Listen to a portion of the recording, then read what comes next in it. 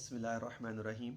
حضرت علی رضی اللہ تعالیٰ عنہ سے ایک دعا منقول ہے کہ جب کوئی نعمت ملتی یا کوئی نیکی کرے تو یہ دعا کرتے۔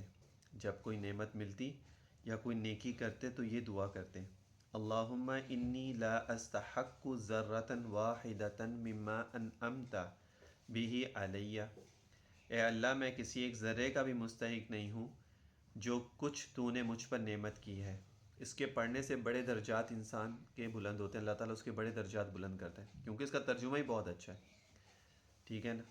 اچھا، حضرت علی سے منقول ان کی ایک اور دعا ہے کہ کفا بعزا ان تکون لی ربا وکفا بفخرا ان اکون لک عبدا انت لی کما احب فوفقنی لما تحب۔ مجھے یہ عزت کافی ہے، اس کا ترجمہ بتا رہا ہوں، مجھے یہ عزت کافی ہے کہ تو میرا رب ہے، اور مجھے یہ فخر کافی ہے کہ میں تیرا بندہ ہوں، تو میرا ہے جیسا کہ میں چاہتا ہوں، پس مجھے توفیق دے ان کاموں کی جو تو پسند فرماتا ہے۔ تو دیکھو اب یہ دعائیں کتنی اچھی ہیں، اگر انسان انہی دعاؤں کا معمول بنا لے پڑھنے کا تو اللہ تعالیٰ سے ایک مانگنے کا ہمیں طریقہ بھی آ جاتا ہے، ٹھیک ہے نا، اور پھر سے درجات بھی بلند ہو جاتے ہیں، نسبت بھی بہت بڑی مل جاتی ہے۔